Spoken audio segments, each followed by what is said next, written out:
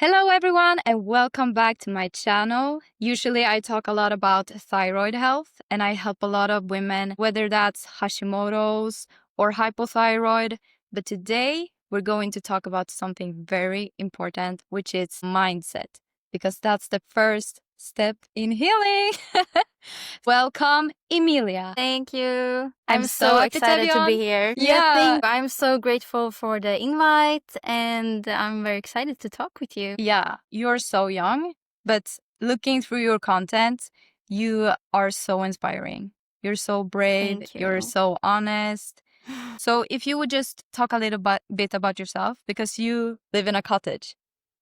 Yeah, But in a little cabin. And I'm 23 years old. 3 months ago, I moved across Sweden from Stockholm, the biggest city, to a small little island, and living right now in a cottage with my boyfriend. And we are trying to build a collective with our friend and trying to create a more self-sufficient lifestyle. And also I'm studying electricity, which is my matrix way. I don't really want to do it, but I have to do something. So I'm studying electricity. And my biggest wish in life and what my sole purpose is to become a mother. And every day I'm trying to create this reality. Yeah, so that's who I am. Wow. That's so cool. Honestly, I agree with you on so many of your values and your goals. But you used to live in the capital, right? In Stockholm. Yeah. Yeah. And how did you go from that kind of lifestyle? I don't know if you grew up there. Yes, I did. I grew up outside of Stockholm, but still in Stockholm. And then I moved into more of the central part of Stockholm because I was working in the military and I had to live closer. And so I have done a pretty big and extreme change. I was earlier like this very feminist left girl who worked in the military. And then I switched and now I'm more like nature, trad wife type of beat. So why did I do this change is pretty hard to this is why, but it's many years. And I would say that I had a pretty big turning point. In 22, I was working in the military and me and my partner, we traveled to Thailand for 1 month. And when I got both the physical and this mental distance to my work, I realized, oh my God, I am depressed, I am fat, I am so broken and not living a life that I'm proud of. So when I came back, I quit my job. I quit playing video games because that was like my biggest addiction and cope in life. And trying to find what is the truth. What is the true way for us human beings to live and what is best for me. And that have led me to this place here in the forest, in the cabin. So yeah, it's a long journey. Wow. And so you speak of the way we're supposed to live. How did you find that maybe the trad wife type of lifestyle was the right way for you and maybe for all humans? Yeah, I think it's very dangerous to say this is how everybody should live, but I think a lot of people would benefit of this lifestyle, or at least add some parts from this lifestyle. Just look at the society. That's my answer. Just look at people and the society and what is normal in the society. And what is normal today is being alcohol addict, gaming addict, addict to pornography. If Food, you drinks, food anything. exactly. You Games. have everything, and there's so many people who are like broken. Their souls are suffering because all these external things are not what we are meant to have or live, and everybody's chasing like money and career, and I just realized I don't want that. I see all these elder women and men, everyone in the society, and I'm like, I don't want to be that. I don't want to work Monday to Friday and still be depressed and only buying alcohol and clothes and shopping because I'm trying to fill this void inside of me. So I just looked at the society and thought, okay, what is the opposite?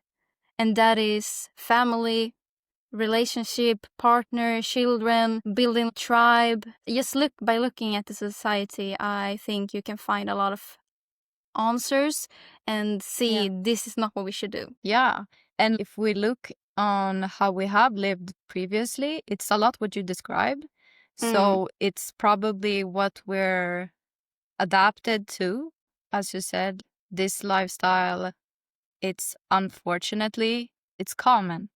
But just because you see it everywhere doesn't mean it's normal or doesn't mean it's healthy. Yeah, And exactly. being healthy, calm, feeling good, just in yourself, with yourself, in your life, that's normal. But we have come so far from it. So it's like you say, it's almost like you have to go the opposite to get to like a good place. Yeah, like for example, if I tell people, oh, I want to live near the nature, I want to have kids, I want to be at home, they look at me like, you are an alien. You don't want career, you don't want the money. How are you supposed to be able to buy, like all the clothes and stuff? And I'm like, I find that crazy. This lifestyle I find is like the most important thing in my life, to just connect with nature and try to be as natural as possible and try to eat good, So it's crazy to me how being a mother, like the wish of being a mother, is weird. I don't know. People look at me like I'm an alien, and I find that scary. Yeah, because it's such a normal thing, really. And when you look at our nature, it's not weird that we would want that either. But I saw something so good that really puts things into perspective, just like you did. And now on Instagram, I think I saw it yesterday. And basically, it was this girl saying, when people go out to drink or eat shit, no one raises eyebrow. But saying things like this, everyone looks at you like you're crazy. Yeah. Yeah, alcohol is like, such a great... It's so upside down. Yeah, it is. And that's the thing. We have forgotten about what's natural and what is good for us. Like, I don't want to get into like very spicy things, but some things you're like, how can this even be a problem? The answer is so obvious. And yeah, there's so much to talk about, and there's so many things that I can get irritated on. Yeah, but I think it has a lot to do with the brainwash, because as you said, like previously, maybe you were more like a leftist, feminist, thinking in a certain way, because maybe that's all you've heard your whole life. That's In what's school. being, yeah, and through social media, it's what's being forced upon you. So everyone thinks that everyone thinks like this. Yeah. When in fact, there is many people who doesn't think like this, but maybe they don't want to talk about it because then they will look like an alien, as you said. And then people will judge them for that. And also, if you have like a different opinion, or if you're questioning what we all have been taught, you are suddenly a threat, and you are the bad person. I have had so many conversations with people where I'm questioning like the programmed things, and they like get mad, they get aggressive, and they are defending the system. And I think that's the most like scary part, that you cannot question things, and you should just swallow what the school system is telling you. You should just swallow it and not question, and that is scary, I think. Yeah. And it's not that you can't speak your mind, but if you do, you will get so much hate and people will judge you so much. But I think doing what you do is so brave, just going out and talking about it anyways, because obviously people follow you. Yeah. Because there are people who like it and are like you. And that's like the problem, because everyone thinks like this. No, everyone does not. It's because of, well, a systematic brainwash that we all should just comply to. Otherwise, we'll get pushed out. And that's like so understandable, because our like biology is that we care about other people's opinions, because before we lived in tribes and your tribe's opinion was a matter of life and death.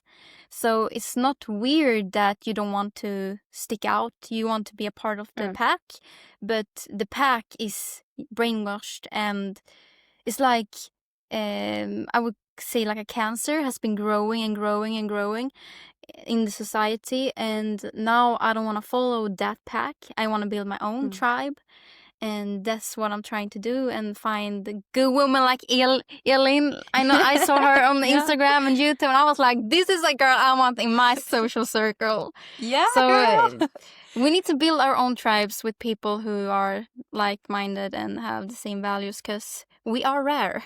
I gotta tell you that. Yeah, and I think it's even harder for women for that same reason, as you said, because we want to be a part of the pack.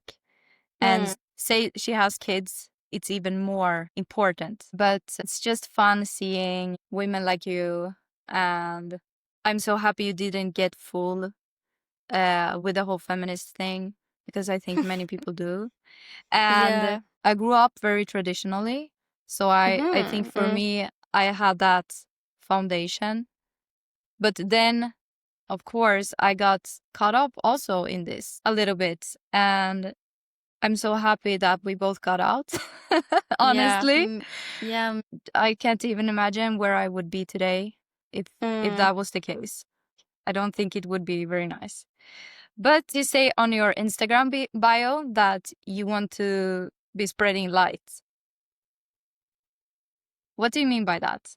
Yeah, I see the world, the society, everyone's hearts. There's so much darkness, and I just want to be like a lighthouse that shines a light for people to find their way to their own light. And I have done a very big journey and a very long journey, and I've come very far, but still I am on my journey and I'm still learning things. I would describe myself as a adventurous. I'm going out with my backpack and like, oh, what's behind this tree, what's behind this rock, and finding answers and then sharing it on my Instagram.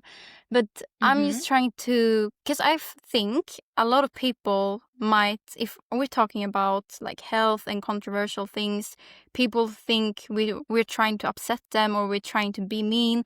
But spreading light means spreading love. And I'm only sharing because I do it from a place of love. I'm telling you to stop eating sugar because I love you, not because I hate you. So I think I wanted it in my bio because I think it describes my whole purpose. I'm trying to spread love, and I'm coming from a place with love, and not trying to make you feel bad because you're not working out, not trying to make you feel bad because you're eating sugar. I'm just trying to show you there's other ways for a better life. That's so beautiful. I get all happy.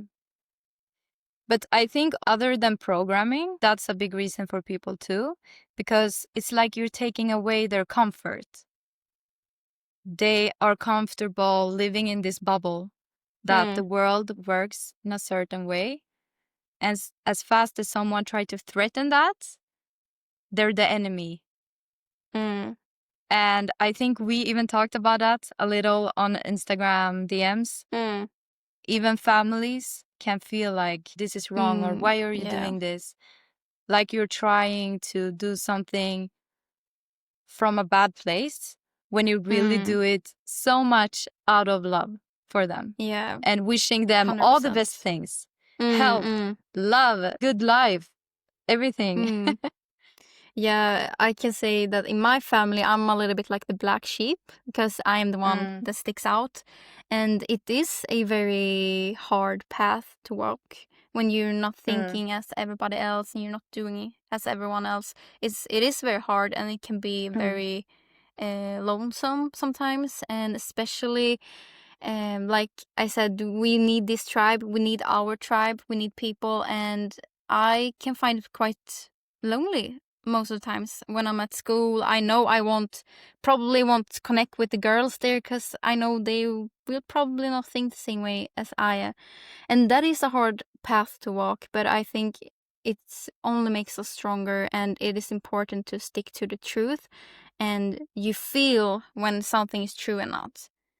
And I just have faith that the right people will cross my path, and I just need to keep walking even though it's painful and lonesome sometimes. Yeah. And like, obviously, you got a friend in me, so yeah, I'm here for exactly. you. Yeah, thank you. So yeah, I have found that too. It's so true. When you start living that way, you will attract people that are like that also into your life. And it's amazing. But is this the reason that you started sharing this on social media? Because you want to like spread it to the world? The love and the care for everyone? Yeah, like it's double-sided. Of course, I want to help people. I'm telling what I wish someone told me before I had my like awakening. And so I'm just imagining myself as a 15-year-old and what she needed to hear. So that's one part. And also I'm trying to find like-minded friends. I'm trying to find especially other women who think the same way. And so it's like a friendship, like, please, is there another woman out there? Please come and be with me. So it's both for my own benefit that I want to find other friends, and also I want to help other people. So yeah. Yeah, that's great. Yeah, and you have a great purpose. So I strongly believe you will build a great tribe and you will spread so much positivity while just doing your thing. So that's awesome. How is it to be so open on social media, sharing your journey, sharing your emotions and the hard times? Yeah, it's hard, to be honest. But the hardest part I find it it's when people I have known before, like old classmates and stuff, old childhood friends. When I see them following me and watching my things, I find that quite weird because I don't know anything about them today, but they know everything about me, like when I have anxiety, what I train, what I eat. I'm pretty open, so that's the only thing I find quite uncomfortable, is that old people, like old friends, know so much things about me, and I don't want them in my life. And that's pretty funny, like how people are always quiet, they won't say anything, but they're always watching. Yeah. So they're always like lurking behind and seeing everything. But so that's a little uncomfortable. I'm like, why are you following me? Stop following. Yes. Why are you all of a sudden so interested? Yeah, like you won't reach out and like DM me, how are you doing? But we'll see everything. Yeah, but so that's one part. But I also have a YouTube channel. On YouTube, I have only gotten 99% hate.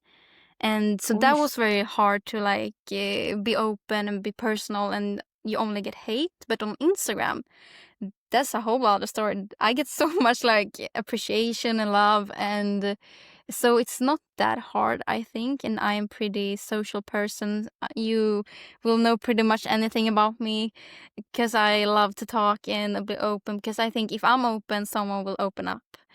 So I don't find it that of course I don't share everything. I'm trying to be personal but not private, so it's a balance. Yeah.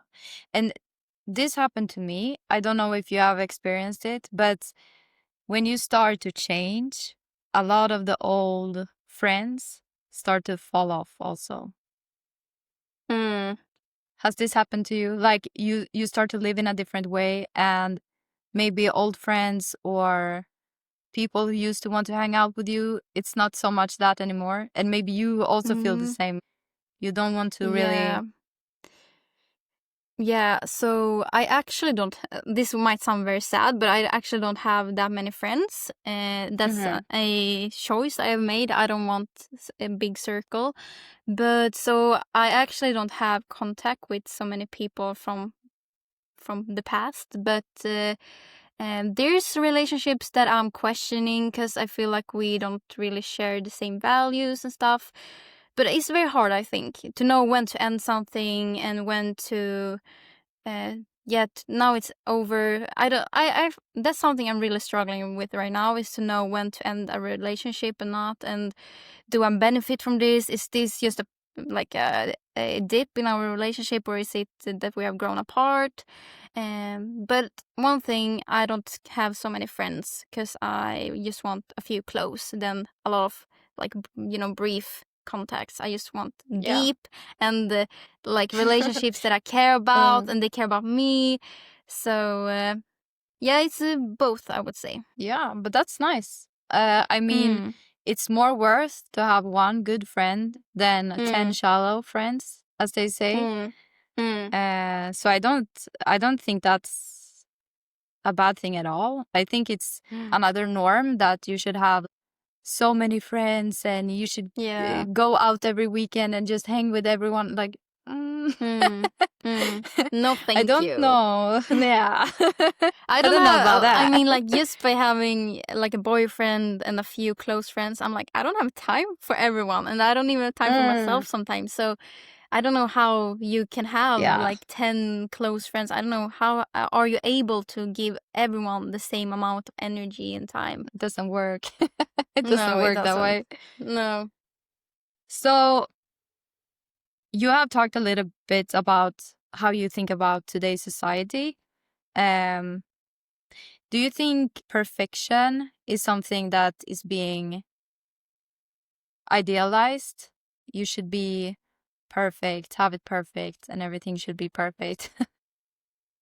Yeah, I think so. I am myself a person who really find it hard to do something wrong, and I want it to be very good and perfect. And I don't know, I've thought about this. Where does it come from? This image of being perfect all the time. But maybe it's because of social media that people like look flawless all the time. But also I find a lot of accounts, like people on Instagram, for example, that share a lot of ugly things, so to speak. So I think, especially for me, my perfectionism came from school and the grade system, and I had like 4 very close girlfriends, and they were all like top students, and then I wanted to be that as well. So I think for me it came from school, and also like social media. You're seeing all these beautiful ladies on the internet, and you look at yourself and like, oh my god, why am I not that skinny, or whatever it can be. Yeah, and they have done their lips or their body. But I think also, as you say, like the system clearly wants you to fit into a box. And anything that's outside of that, then there is something wrong with you. Then you have ADHD, or you're this way or that way, or because you can't fit into this system, and then it's wrong with you, not the system. Yeah. Which is obviously not true. It's so silly. As you say, everyone is unique. We have our own ups and downs, and we complement each other. It's something beautiful that should be cherished instead of pushed aside and discouraged. What does everyday look like for you? Just taking care of yourself and your soul and your body, mind? Yeah, what an interesting question, because I don't have like a routine or anything, but something I'm prioritizing in my life is training. And that's something, I have a lot of problem with anxiety, and I have really learned this summer that training, and especially running, is like the perfect medicine for anxiety, like a natural medicine. So I usually prioritize working out and moving every day, and I try to eat as clean as possible. I don't eat carnivore diet, but I'm trying to eat as much animal products as I can. And I try to be outside. Like I said, I live in the forest, so it's pretty easy for me to be outside. But yeah, that's something I prioritize a lot. Just to be clear, like, why do you think something like the carnivore diet or close to that would be good for you, because that's also like a whole societal thing, and it doesn't really follow the recommendation or guidelines when it comes to what we should eat. So no, it's a pretty, I find it, I have a pretty funny story about this, because I was a vegetarian for 2 years. And when I left the military and was like really depressed and overweight and all, I tried to find what are we supposed to eat, and then I found veganism, and I was like, yeah, beans, you know, that's the shit, you know. So I was a vegan for 6 months, and these 6 months, let me tell you, oh my god, it was the worst. So I lost weight, but I think that was because I quit sugar. But my tummy, oh my god, my poor tummy, it was so bad. It was screaming for help, and I was tired all the time. Like, I could sleep for 10 till like 12 hours, and I was still tired. Oh my God. I remember like calling my friend, asking him, I'm so tired, what am I doing wrong? I'm outside all the time, like, I don't get it. And there's an ending to this story. And I woke up one day. I have never been pregnant, but I think this is what a pregnancy craving feels like. So I woke up out of bed, and my body was screaming, meat, give me meat. So I told my boyfriend, like, I'm sorry, honey, but I'm gonna go and buy some meat. So after that day, I bought meat, and I have been eating meat since that day. And I realized veganism is not the shit, so to speak. And but it was like purely instinct. Yeah, that's the crazy part, because I have never had such a strong urge. It was really like my body was screaming, telling me, girl, you need to eat meat, like yesterday. Now, give me the meat. So it's very interesting how my body was telling me, and that's something very interesting, like female intuition. I think we women have very strong intuition, and we should listen to it like so much more than most people do.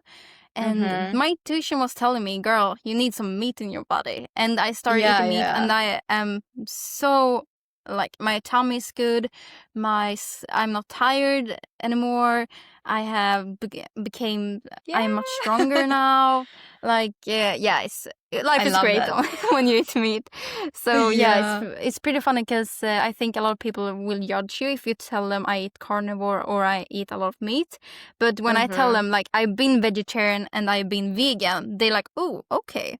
They like respect me a little bit more, I think. Different story, because you have tried other things. Yeah, it's not like you have jumped on this. No, exactly.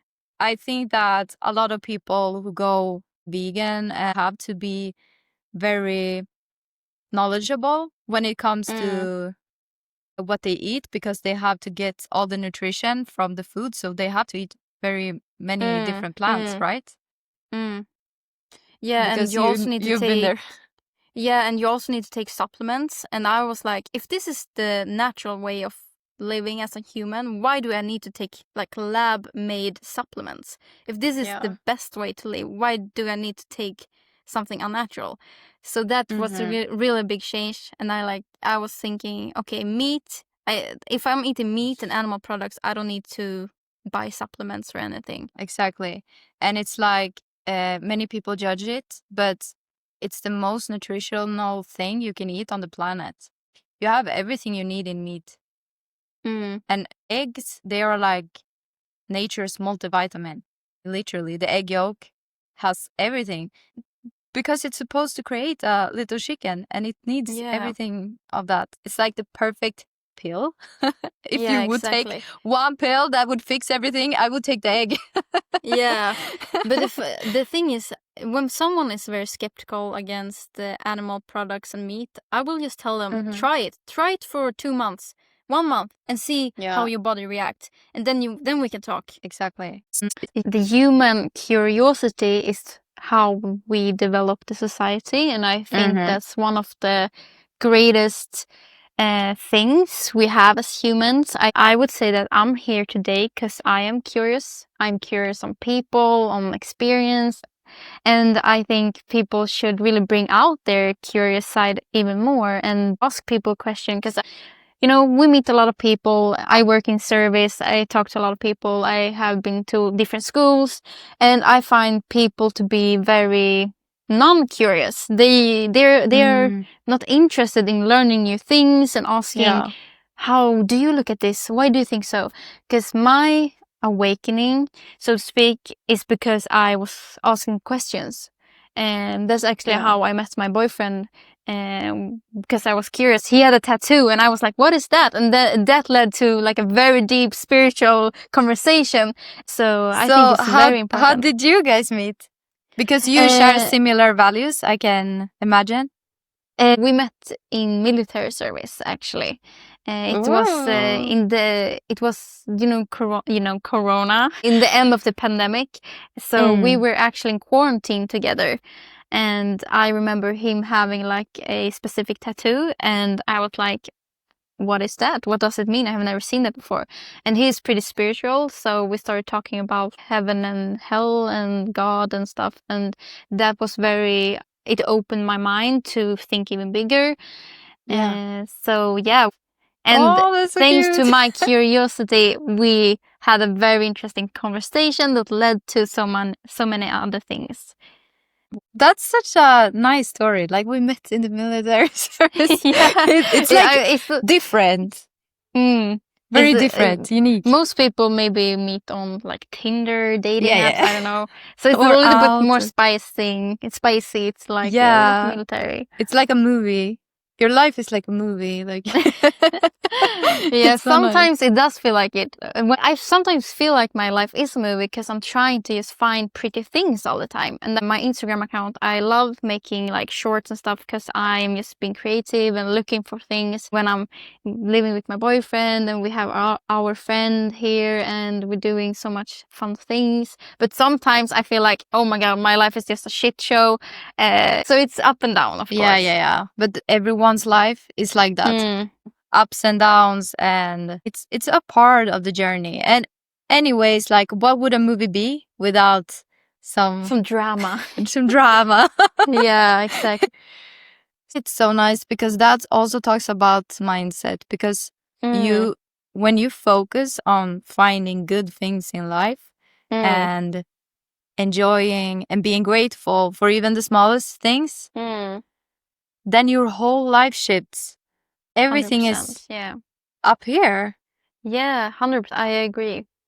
And as you said, like, being open, asking questions to people you never thought you would, even though you're scared of something, you do it anyways. And instead of judging that, you try to hear it. What is this person trying to say? Not just, oh, but that's not normal, so I'm gonna dismiss that. Exactly. But like you said, I find that to be pretty good, like, coping mechanism when things are pretty hard. Like, try to see the best in the situation when you're fighting, or if you're sick or anything. Okay, is supposed to learn. This is supposed to teach me something. And like I've told you, I live in a cabin, and for example, we don't have running water, or we don't have a toilet, and so I'm just trying to romanticize, pissing out in the forest all the time. Yeah, it's pretty. I can hear the birds. I can feel like the grass, like tickling my butt cheeks. I'm, just trying to find these things and that makes life so much enjoyable. So even a bad situation and not like optimal situation becomes nice, because it's like you said, it's the mindset. You can take every situation, maybe not every, but like a lot of situation, and make it good. Just by your mindset. Yeah, like most situations, I think, even hard things, because as you said, you learn things from it, or you get a new opportunity. And sometimes when you lose things, maybe there was something better that was supposed to come your way. I usually say that what's supposed to be in your life will stay, and what's not supposed to leave. And that's like I think that's very comforting to know that if a friendship or a job offer or something, it was not meant to be if it leaves you. And because it just helps you thinking like that.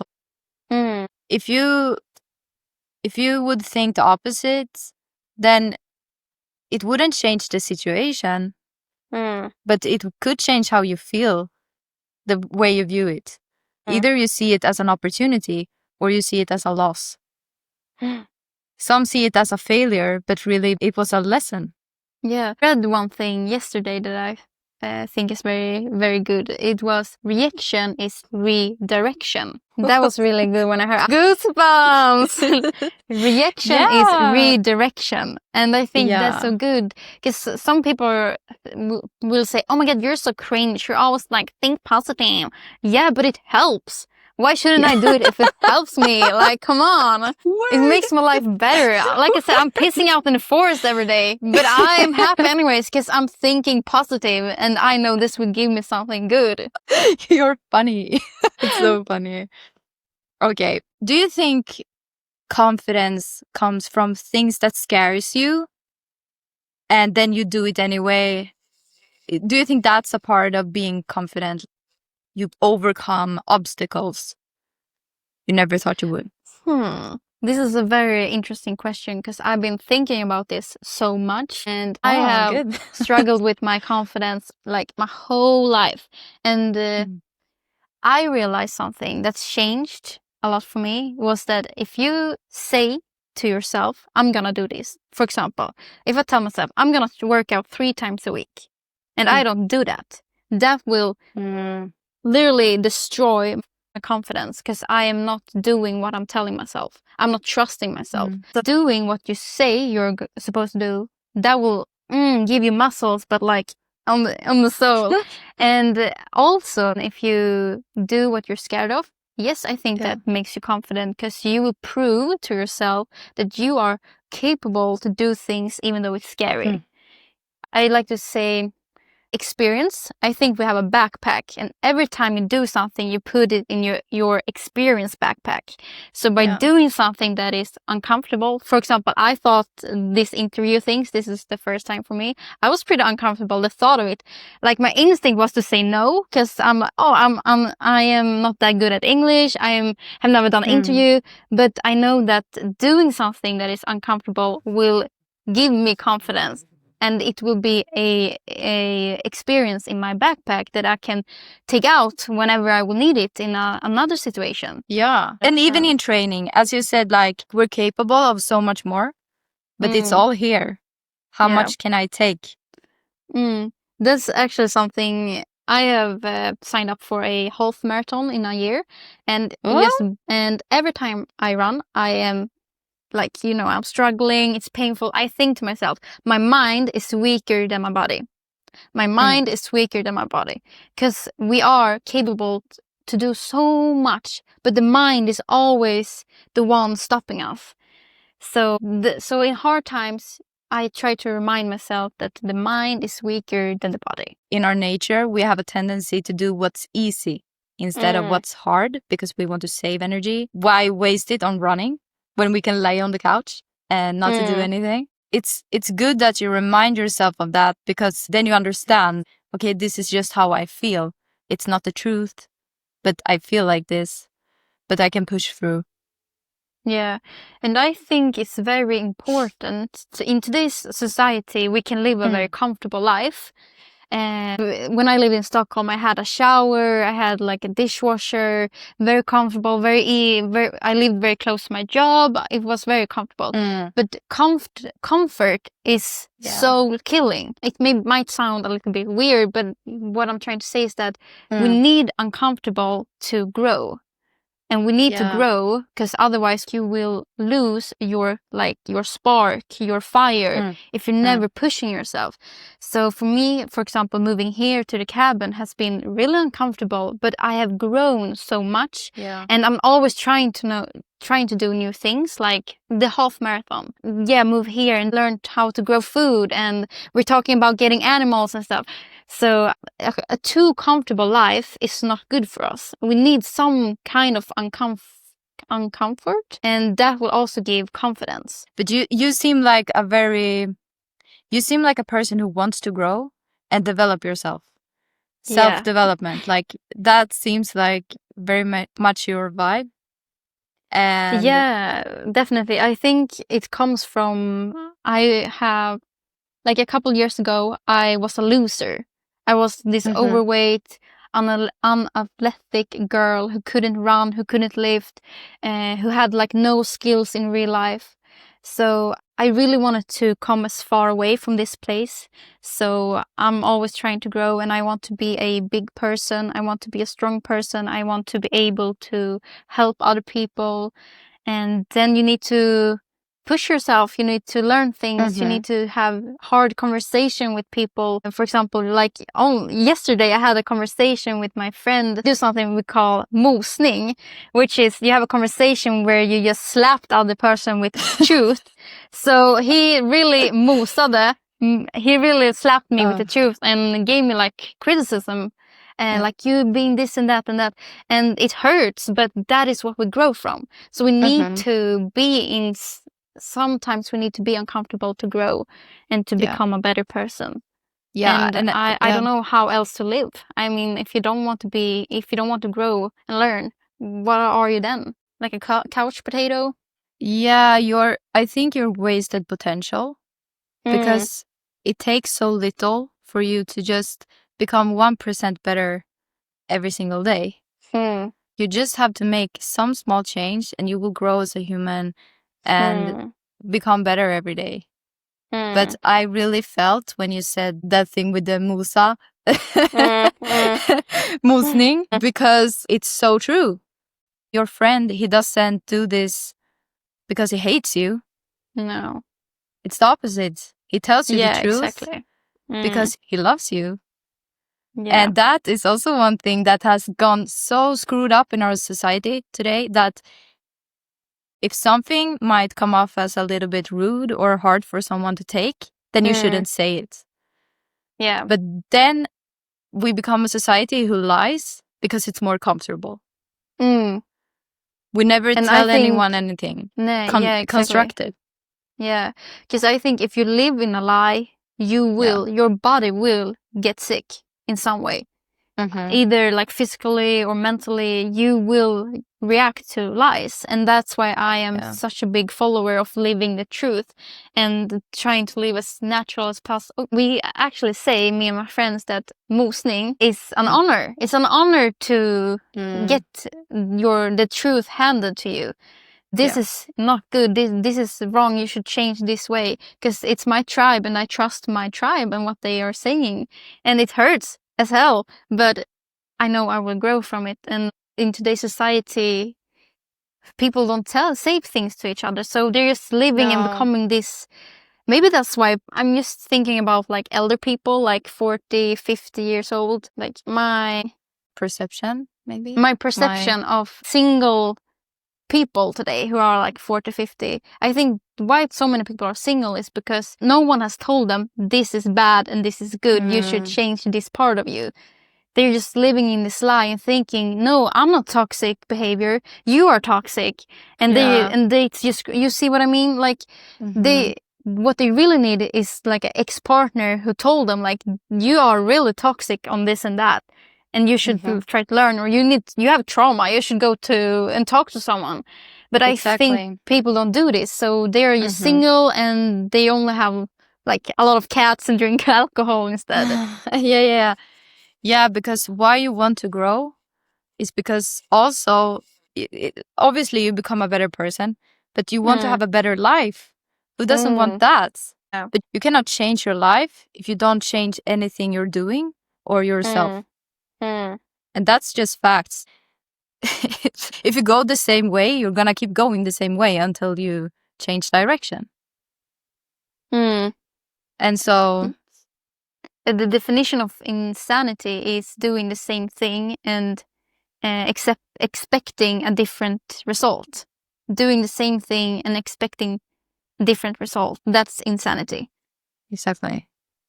And if you're doing what everyone does, then you will get the same results as everyone else. Yeah, exactly. And so if you want a different life, you're gonna have to go against the stream, maybe. And move to a cabin. Yeah. That's the solution to everything. Exactly. You got the blueprint now. No, but that's great. I'm sharing for you, obviously. But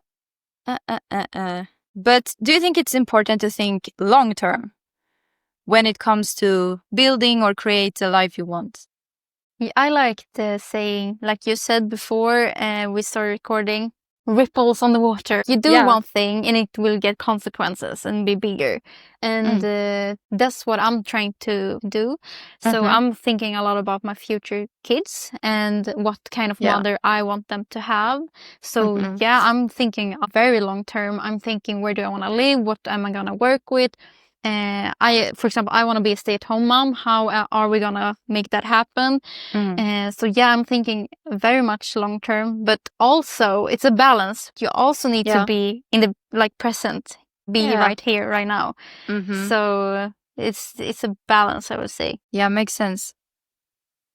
Because as you say, a lot of things for you might be uncomfortable right now, but you're doing it because you want a certain kind of future. So you have a goal in mind that you want to reach. And so you know that anytime you face something that might be uncomfortable or hard, you know in the end you will get this reward. You will reach your goal and you will get the life that you dreamed of or what you expected. Hopefully. Yeah. But what would you say your big dream is? Yeah, let's get all personal, shall we? I have been speaking about this on my Instagram a lot, that my biggest dream is to become a mother. And I want to have kids and marry my boyfriend and be a good wife. And I also want to live near the forest, have maybe a farm, animals. I want a home that can survive without the society, so to speak.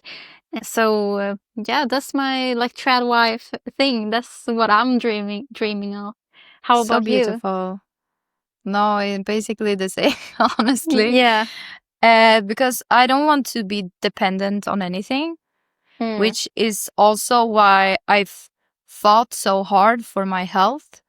That was really what woke me up from this whole system. I went to the doctor's office and they told me the only solution for me was meds my whole life. Okay, but I don't want to have meds my whole life. And I don't want to pay for those meds my whole life. And they gave me no solution. And from experience, I know there's always a solution. There's not just, this is it. So I refuse to just buy into that. Also because on my mother's side, all the ladies, they have suffered their whole lives, and I didn't want to go down that same path. Just like you, when you looked at society, you saw everyone was miserable, and you felt like, no, I don't want to go this path. I felt the very same. I want to be healthy. I want to live a vibrant life, a happy life. And like you, spread light and spread positivity, be a good person and grow. And so that really changed my whole view on everything. And eventually I got healthy, right? So, but what was the question? I also sidetracked. Your dream. My biggest dream. Yeah. So yeah, it's the same as you. I want to help others. Like you said about your Instagram, I want to do that same thing. Someone who was in my position, I want them to look at me and, oh, I can go down this path instead. I don't have to go to the conventional medical industry and subscribe to their drugs my whole life. Yeah, we have pretty similar dreams. I will say.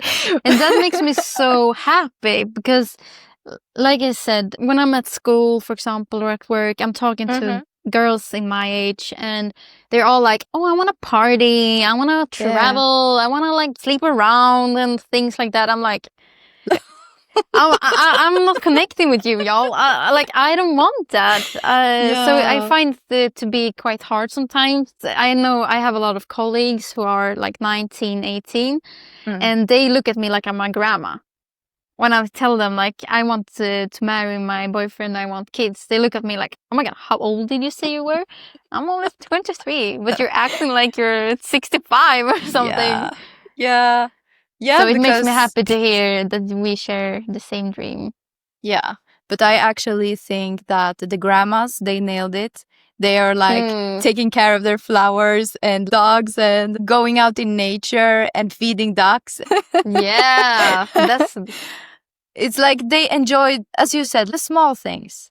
And when you have lived a long time, eventually you start to really see what really matters and what's actually good. And obviously they wouldn't get that old if they were out drinking and not taking care of themselves. Yeah, I think that's another goal. I want to have quality of life, not just live long and then be sick half of my life. I read one thing, you know, when you read or hear something and you really feel it. I read when you die, who is going to hold your hand when you're on your deathbed, like when you're 80? Who is going to hold your hand? Is it your work or your grandkids? Just by asking yourself that question, I think it says a lot. Your work that you're prioritizing so much right now, you like go on all these after parties with the work and sleep around and things, and who is going to hold your hand when you get old? Who is going to change your diapers when you can't control yourself and when you're starting to forget things? And it's your kids and your grandkids. So yeah, and isn't it crazy that we women, we can create life? It's a superpower. I think it's magic.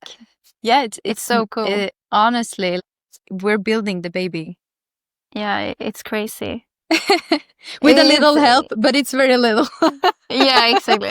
No, but I think it's the coolest thing ever. The only thing that can create life, except for animals and humans, is nature. Mother Nature, she creates life, and we are a part of her because we can create life. So I think that's the reason why we need to be nature, and why people feel good in nature is because we come from nature. Yeah, we are from nature. We are nature, basically. As you said, imagine aiming to build a career or build something really big that will have a big impact on the world. What can you do that's bigger than creating another human being? That's something I have really thought about. Like, what would I be more proud of having built than another human being? And imagine the ripples on the water, as you said. You create one human being, and then they get a family, and they get families, and they get families. Like, you wouldn't be here today if your parents didn't get you. So And you're the result of... Yeah, and imagine the work you do and the work I do. Imagine the messages and the lives maybe we have changed and will change. And we have, me and my partner, we talk about our kids to be spiritual soldiers, light soldiers. Like, we give them all the knowledge and all the love, and they have like the best upbringing that we think are the best. Like, imagine how strong and powerful people this will be to just help other people to see the light. And let's say it will like go down, and I have a kid and that kid might have kids and so on. I think that's the most powerful thing. And when we think about, because we're basically influencers, right? we share our stuff, but we're also influencing the world in some way. Everyone's an influencer, honestly. It's not only you and me who share on social media. When you go out into the world, you're an influencer. You're influencing the people around you. And I would rather sit here with you than sit here with Kim Kardashian, because honestly, I couldn't care less about her and her life, but I want to know everything about your life and how you work, because I feel your frequency. And as you said, like, girl, I'm getting so excited over here. Fuck Kim Kardashian. No, but honestly, like, I don't care. Like, I never watch anything like that. I couldn't care about their life any less, because there's nothing I can imply from it on my own life. But the words you say, it's so full of wisdom, and you really have thought through everything? I mean, yeah, on Instagram, because you can edit and do a voiceover, but that's actually a problem I have. In reality, I am pretty like, I can be very energetic, so sometimes I can just say things without thinking, and in social situations I can say things and it comes a little awkward. So yeah, I think a lot. I'm a thinking person, so yeah, I can like give you a pretty thought through opinion, but sometimes in social situation I can be like what, and then oh my god, what did I just say? I'm sorry. So yeah, it's both, I would say. But thank you. I'm glad to hear that I might give that impression that I think through. Yeah, you do. You seem very wise, at least on these questions. Maybe other stuff you're like, but also like that's nice. Like you're living it. But are you a big believer in like frequencies and that we get affected about other people's energies? Because you talked a lot about surround yourself with like-minded people and things like that. 100%. Oh my god. If I spend a day with like high vibe people, like my boyfriend, my friend, I will think like big thoughts. I will think like, oh my god, I'm gonna change the world. I'm gonna make a movement, Trad Wife Sweden movement or whatever. But if I'm at work or some place where people are not high vibe, I will be so drained and I will be like stressed and anxious and think small thoughts. So yeah, I am a strong believer in frequencies and energies. I mean, energy, you cannot erase energy. It only take different forms. So we are a part of Mother Nature, and I think we get energy from being in nature. So yeah, I'm a big believer. Like you said, I feel like we are on the same frequency. We're thinking the same, and so what do you believe? I totally agree with you. Of course, like it feels like we just sit here and agree with each other. But it might not be so fun to listen to when we yeah, exactly. No, but I am such a big believer in energy, and if you don't want to use the like term energy, you can use the word like influence. We influence each other. If you're with someone, you get more like that person, and so you want to be with good people because then you get better. And even if they are better than you, that's even better because then you can come up to their level also, and you can become better together. Yeah, better together. Better together. Sounds like a rap. Better together. Better together. Yeah, but that's so true. Yeah. There's a saying like you become those you surround you by, or like the closest for people you hang out with you are. Yeah, so, basically. You it's a reflection of you, but it's also who you can become. So even if you're a good person, if they put you in a bad group, then you can become like that. That's something so important to you. Watched your mother and your grandma and see like, oh, I don't want to go down that path. And for me, I looked at the society and I don't want to go down that path. And it's the same with your friends. Who are you spending time with? You are going to be the same. Are you spending time with losers? I don't know a better word, but like losers and like single people who are just sleeping around and drinking alcohol, partying, and they don't have like any like big desire to do something or achieve something. They don't have goals. You will become that as well, probably. So it's very important to see who am I spending time with? Who am I following? Who am I taking advice from? Because I will be as them as well. I will never take advice from someone who's partying and drinking. Oh my god! I need to say one thing. Oh my god, this is the story. I had a job before, and I was working at a store, and there was a girl who was like 30, I think, and she recommended me to break up with my boyfriend, buy a sex toy, and try sex with girls. That was her life advice. And I was like, girl, look at yourself. You're single, you're miserable, and you're not healthy at all. And you're giving me advice? Look at me, girl. No, exactly. It was so... I feel bad for her because it was, I think it came from a place of self-hatred and things, but Yeah, it was maybe even jealousy also. I don't know. So, yeah, maybe, but it just proves the point that don't take advice from anybody. Be picky. You know, it's so funny you said that, because the moment you started talking about don't take advice from the wrong kind of people, I was just thinking it. You were? Yeah. And this is also the crazy part about frequencies. Your minds, they are tapping into each other. Even though we've never met, I was thinking the same thing. Yeah. You did? Wow. It's so interesting, the female power. I don't spend time with so many other women, and so it's so interesting to see, like, now I'm talking with another young girl and we're thinking the same thing. It's so crazy. I've never experienced this before. I'm like, woohoo! I'm so hot. Now we're on the right frequency here. Yeah. You have to be with the right people. That's the thing. And that's the big takeaway from this like whole conversation also. How you think, who you surround yourself with, your environment, what you put into your body, it all matters.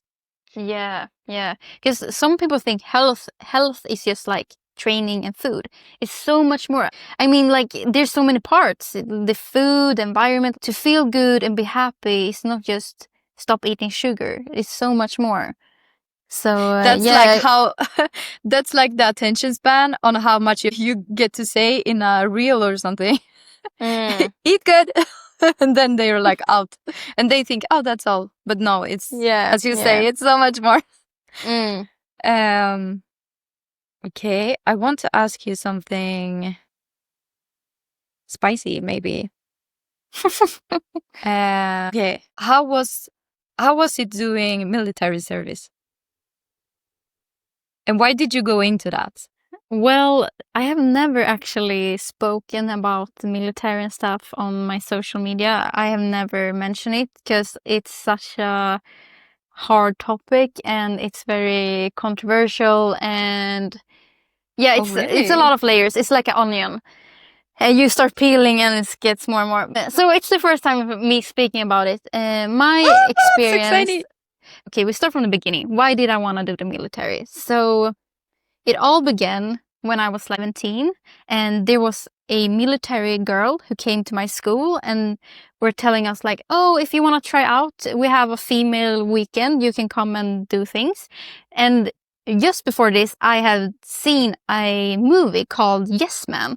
It's about a man who says yes to everything. And I realized, oh my God, I say no all the time. So just before this, I had applied this mindset of saying yes. So I was like, okay. So I said yes and tried this weekend. I was so hooked. This was like the first time in my life I had a goal. I wanted to do military service and I wanted to do a specific thing. So I started working out, and this is the first time in my life I train. I have never, you know, most kids like go to football when they're like 6 years old and they do some kind of sport. I have never done that. I have never worked out or trained in my life until this point. So I get a gym membership. I start running. I start working out because I really want to do this military service. I go in and do all the tests because you need to do tests before you enter, and I totally failed so much. I did get accepted, but the score was very low, so I couldn't do what I wanted. I was devastated, but the thing is, I think everything happens for a reason, because I met my boyfriend thanks to where I got. Anyways, so I did military service. I actually think military service was really good. It was fun, but when I started working, so I did military service for 1 year, and then I worked for 1 year. And this 1 year I worked was the worst year in my life for different reasons. But why I left was because I realized I was a puppet in a game I don't want to play. Why am I the one who's supposed to risk their life when there's someone up here who's deciding? Who's like safe in some bunker, but I'm the one who's supposed to be out here in the front and die. And I didn't like that. I didn't want to be this like pawn in a game. So I was like, bye-bye. It wasn't that easy, but I left. It was actually really, really hard to leave. I think I gave my application to quit like 3 times before I actually quit, because they always persuaded me to stay, because it's so mind fuck. But so I left because I realized I was in a bad place and I didn't want to be a puppet. And still till this day, it's been 3 years since I left, and I still have like wounds, trauma, and it's still like comes to my mind. I have nightmares and things. So it's been tough to. I didn't think I was that broken until now. I realized how much I had to rebuild myself and find things. So it was quite an experience, to say the least. Yeah, I'm sorry for that, for hearing that. Yeah, thank you. When I tell people like I had a bad experience, I don't hear bad experience that often. People usually have a pretty good, like, oh yeah, military, woohoo, so good, blah, blah. But I'm like, no. Especially if you are a very feminine woman, I don't think you should do it, because it's so unnatural for us to be in the masculine energy so much, and you need to like cut off your feelings. It's very unnatural for us, I think. Yeah, I think we're supposed to be in touch with our feelings a lot more than maybe men, in a sense, because a lot of our purpose, some people don't like to hear this, but a lot of our purpose in life is to nurture and take care of others. And so it comes very natural for us to be very empathic and think more maybe with the feelings than with logic. Men tends to have more easier time with logic and this and that, but we think more with intuition and with emotion, and there's a reason for that. It's not a bad thing. It gets a bad rap in this society because you're supposed to be like a boss bitch, going out there, being hustle culture, focusing on the career. But is it the place where we feel the best or grow the most in ourselves? I don't think so. No, I don't think so either. I think it's so sad, and that we don't learn how to be feminine. We don't learn how to be a woman, because we're living in a man's world, and everything, all the manly qualities are being praised, but the feminine ones are being like, oh, you should not be feminine. Oh, you're so girly. Oh my God, that's so bad, and you shouldn't show emotions. And I think that's so sad that we are so encouraged to be so manly all the time and be like men, but we don't know how to be female anymore. And I find that quite like struggling. Like, how am I supposed to be a woman? And especially how female friends, like, how do I find them and how do I do with my career? It's very sad, I think, that we don't learn, and it's not accepted. I feel like. Yeah, and I don't think actually we have to learn it. I think it's more like you say, like we just have to accept that we're different. And I totally agree. I was also sitting thinking like our qualities, they are not appreciated by the system, but I think your boyfriend is very happy that you have those qualities. Yeah. Maybe he's very masculine. And so, of course, masculine and feminine, they're drawn to each other many times. That's the most natural thing ever also. Yeah. And so I bet he loves you for that and praises you for that. But, yeah. On the topic about relationships, I think being so like the polarity, the feminine, masculine, I think that's really gives the relationship so much strength.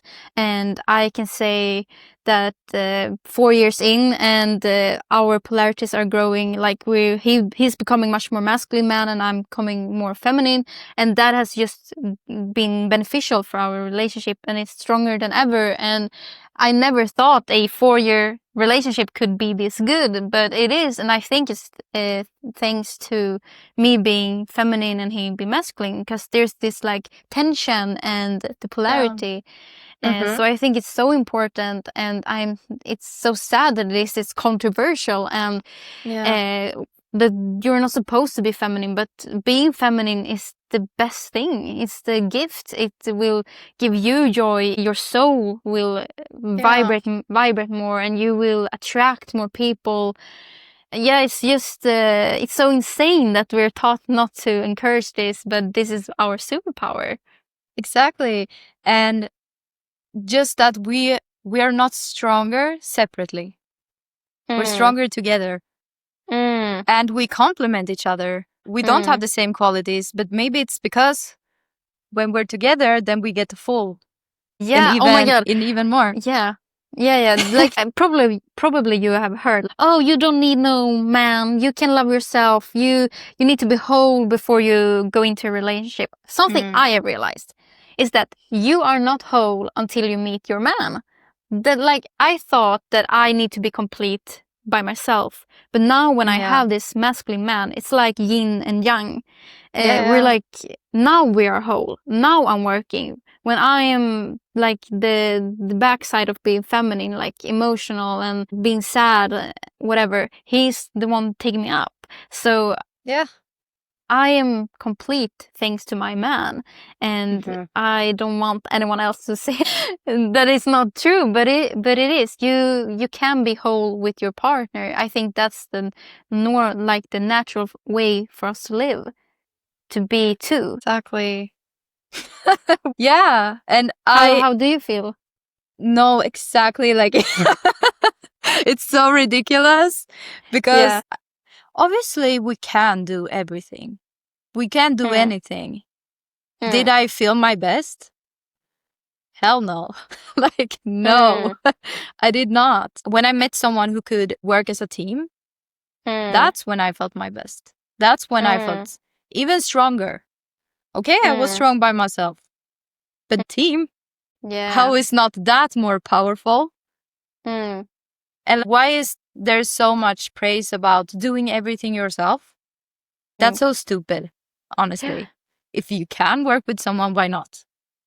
Yeah, and everything is so much funnier. I mean, shared happiness is double happiness that can help each other. So we make food together, we're taking care of the property, and everything is easier when you're working together. And that's the problem, I think, with today's society, is that everyone should have their own. Like, you should you should have your own apartment, your own vacuum cleaner, your own everything. And we're just thinking on ourselves, my life, my life, my life. Because you start thinking about the collective, about your tribe, and what can I do for my man? What will make him happy? What will help him in his day-to-day life? Then everything just starts flowing. Everything is much more fun. It's easier. We're much more productive. Like this earlier today, me and my friend were painting this cabin, and if I did it myself, it would take me like 1 week. But together, it took just 2 hours. So teamwork makes the dream fucking work. And also, like you said, when you're sad, all the hard times also gets easier. If you're alone, you're gonna feel even more miserable, I would bet, because you're just in bed crying on your own. That's no fun.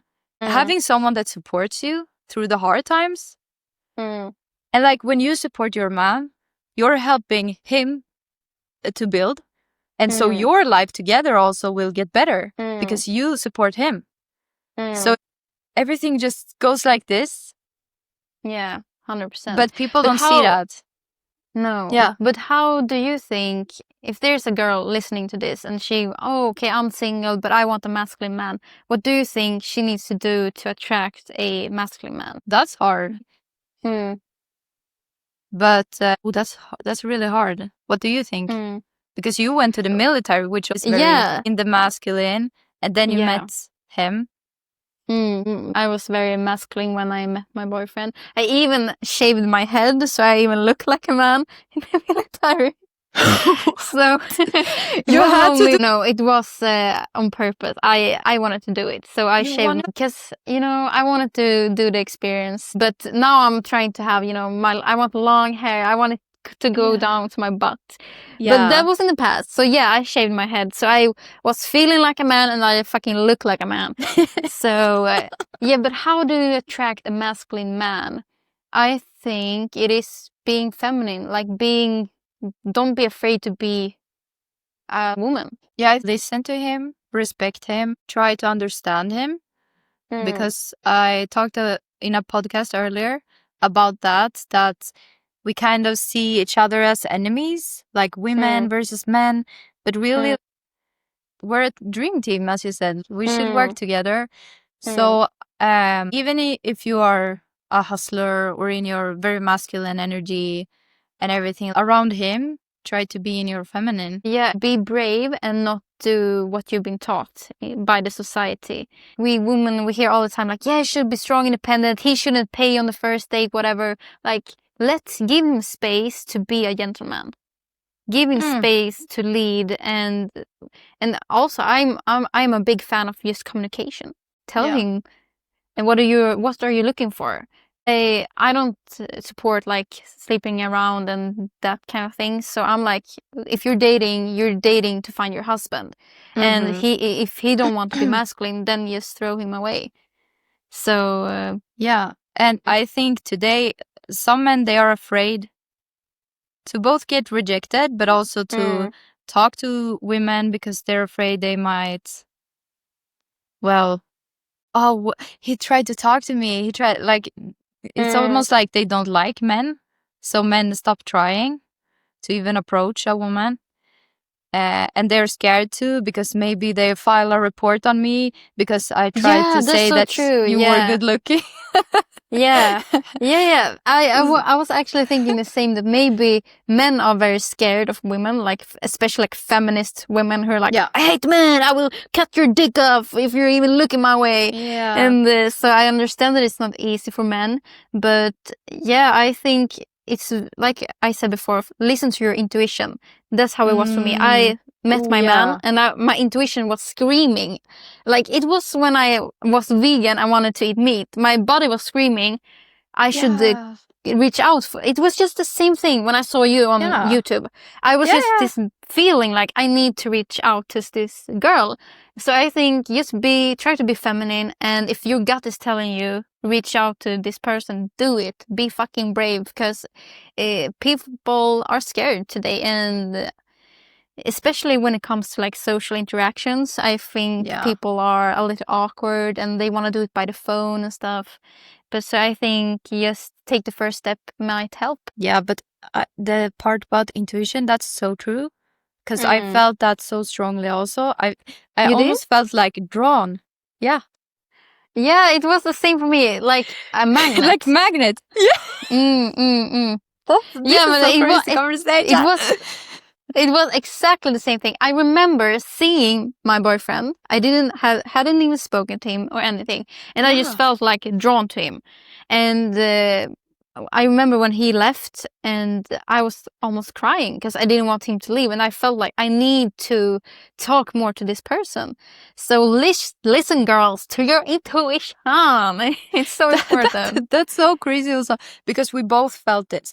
Okay, maybe that's the answer. Like, if you really feel drawn, take the first step because of how the society looks. And I think it's very hard for men, honestly, to be the first to approach. Of course, I think that if he's really interested, he should contact you afterwards. But that's a different story. But maybe take the first step, and then if it's right, then he will like continue. And especially if you're drawn like that, because then I think it's something with that. Yeah, I actually had a friend who she was dating a guy, and then they like broke up, and a couple years later she couldn't stop thinking about this dude. And I was like, girl, your intuition is telling you, you're dreaming about this guy, you should really contact him. And she was like, yeah, no, she didn't want to listen to her intuition. And fast forward a couple months later, she actually bumped into this guy, and now they're dating again. And I was like, girl, your intuition was telling you from the start. Like, I have so many evidence that the intuition is leading and guiding us right. Yeah. And that's obvious. If she bumps into him right after. The universe wanted them really to cross paths. And that's the thing with frequencies and energies. I don't understand it, but I know it's there. I feel it. And sometimes I'm like, am I crazy? But then I hear people like you speak like this, and then it's like, yeah, there's plenty of people who feel this. It's just whether you follow it or not, like if you believe it or not. But that's I can tell you, question. every time I haven't followed my intuition, I have ended up in a very bad position and very bad mental health. Every time I have listened to my intuition, it has turned out great. So I'm following that path. Yeah, awesome. But you speak a lot about anxiousness. How are you dealing with that? Are you having any meds, or how do you get through like a day-to-day life? And what have you seen that has really worked for you when it comes to managing the anxiety? So yeah, I don't want to take medicine, and I hopefully never will. But my biggest, well, this is a day-to-day struggle, and like I said earlier, training is a big help, but also not being on the internet. Something I learned when we moved here to the cabin, we do not have Wi-Fi or anything. We only have 4G on the phone, and that's very limited. So I have been forced to not be on the internet as much, and it actually have helped me so much to not see all these, you're scrolling and you see everyone living their life and you're comparing yourself. And so I think not being on the internet as not so little you can, it's been so great. And also training, I actually want to experiment more with food, because I want to try carnivore, full on carnivore, and see if it helps with my anxiety, because I have talked with Olle, and I really think it will help, or at least I want to try. But the thing is, for me, my cope is sugar and eating. So when I get anxiety, I want to eat. So it's I want to try this diet, but at the same time, food is my big comfort. So, but the biggest thing I would say is to do something, to go up and do dishes or brush your teeth. Do not sit in your couch and just scroll. That will only make it worse. You need to go up and do anything and talk about it and reflect a lot, why do I have anxiety? Where does it come from? But it's a struggle. I feel with every anxious girl out there, it's a struggle and it's hard. But we just gotta keep going forward and do not fall into the traps of phone and social media and doom scrolling. I think that's the biggest trap, at least for me. So yeah. Yeah, but that's very good advice. Try to get moving, use your muscles more. Maybe then the brain shuts off a little bit also if you instead activate your body. And when it comes to sweet cravings, I've also been there. I had a lot of sweet tooth, you can say. And I can say some things that has helped me is whenever you get it, try to drink something like water or a cup of tea, because sometimes when you feel thirsty, you can feel like you want something sweet. I've learned. Okay. So that's a hack if you because you have to replace one habit with a new one. So anytime I feel like, oh, I want sugar, I go to take a cup of tea instead. Okay. Or I drink water. But that usually helps. You eat full on carnivore? Yeah. Or yeah. I take one date every once in a while. Only one? How can you control yourself? Yeah. But it has taken years. I've been eating pretty clean for 2 years. Say go back 4 years, I couldn't do it. If I started eating sweets, and even in the beginning of carnivore, then I couldn't do it. If I ate something sweet or even drank milk, I thought milk was sweet, and they triggered this craving. I want sweet things. Okay. So you don't drink milk? I don't drink milk. I don't eat fruit and berries and things like that. I can if I want to, obviously, but you get to a point where you don't want to. And actually, sugar is a thing that triggers anxiety, and also caffeine. So if you drink coffee or caffeine, do you drink that? No. Oh, that's good. That's good. Because I'm so sensitive to caffeine. Like if I drink like coffee, I will start shaking like this. And Yeah. so Exactly. no, I don't drink it.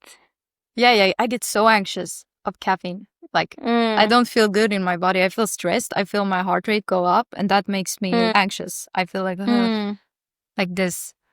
But yeah, I feel like my food relationship, like that's something I really want to explore. Because like now is the first time in my life that I actually been consistent with my training this summer, and I have like seen this is helping me with this and that, and now I want to take it to the next step and try the food and see, because like my anxiety, it's stopping me from experiencing life sometime, and it's a really struggle. Yeah, I'm very curious about like how much can carnivore diet help me with that. But I'm coping like, oh, it's so hard. There's not so much to like, choose between, and I don't know. I think just start, try to do it more and more. You don't have to jump cold turkey into it. You can take small steps. Just try one day. Oh, we'll see what happens tomorrow. Maybe I don't go carnivore tomorrow. Okay. Yeah. But you go one day? Okay, I succeeded. Like one day. Not so hard. We try to eat like mostly animal products. Sometimes we only eat meat, sometimes it's raw meat and stuff. But I find it's quite hard to only eat it. Like I love milk, I love fruit, so yeah. But which maybe like also like it's not bad, but it can help with your anxiety if you want to take it to the next level, because it has connection to the gut, our brains. They are connected. So sometimes if there's unbalance in the gut, you have too much of something called SIBO. That means like you have an overgrowth of intestinal bacteria that feeds off of sweets. So sweet things like sugar. Yeah. And so that's one of the symptoms you can get from that. But I would say you don't have to, oh, now I'm carnivore and now I have to stick to this. Just start somewhere. Try one day. See if you can do that. Because otherwise that also gets like an anxious thing. Yeah, and try to start the day with fat and meat if you can. Because then the rest of the day you won't feel the same sugar cravings. It's also scientific, so you should do like a carnivore guide. Maybe you have, I don't know. You should like I don't have like carnivore, but I'm building the thyroid reset. I'm building a program right now. So yeah, no one knows, but now maybe I should cut it out. It's a secret. Oh, yeah. How and nice. So in that I will add all the hacks, but things like this is just good to know. And try it out. It's no pressure. Yeah. Yeah. We have been talking for so long, and it's so weird. It feels like 2 minutes, to be honest. It feels like time is flew by. But I feel like that's also a feminine thing. We love to talk. Yeah. Men are more like quiet, but like, oh. They're more like, okay, we need to do this. How is the solution? We do that. Yeah. Like, yeah. And they go to the solution directly. This is the solution. Okay, then we do that. And everyone follows him. It's like... Yeah, exactly. But we're like more, okay, but how do we feel about that? But how does that one person feel about maybe that? Maybe we can try this, or we can try that. Oh my but God, there's also this possibility. And they're like, no, this is the solution. Let's go. Yeah. It's very interesting actually when you are at a social event and there's only men. There's like one type of conversation. They usually talk about history, war, fighting, I don't know, business. Building things, business. And as soon as there's a woman there, we're talking, there's a whole different conversation. We talk about feelings and stuff. It's very interesting actually to see how it's different. Yeah. It's more creative. Oh, this idea I have. It's yeah. But like we said, we complement each other. It's very good. We come with ideas and they do it. And they have the plan. Like, yeah. It's funny that you're saying that, because my friend, he said, if thanks to women, we have the society today. But if women didn't exist, the men would still live in caves. Because the shower were invented thanks to a woman who wanted a shower. And, you know, so the men are very practical. Okay, I need to sleep. I do it here. I don't need to shower. But a woman came and like, I want a shower. I want to feel good. So it's thanks to our ideas, the men are doing things. Yeah, and they are much more simplistic. It's what's most effective. Does it work or not? This is maybe not the best bed, but I can sleep in it. Like they're not too like picky, but we're like, no, it needs to be soft and it needs to have these colors. It needs to look good. It needs to feel good. Like, you know, when you're decorating, you're like putting one thing here, and then I'm taking a step back and feeling it. No, it doesn't feel right. Putting it there. Yeah, exactly. Yeah, it should be this way. It's very fun because we have built our own bed, me and my boyfriend, and his side is like rock. It's so hard, but my side is soft and so cozy. And he's like, I just need to sleep. I don't need it to be comfortable. I just need somewhere to be. So it's very funny. Yeah, but it's been so great talking to you. You too. It's been lovely. Yeah, and you're so wise. And you're an amazing woman. I think you will influence women in the very best way possible. So I just want to encourage everyone to go follow you.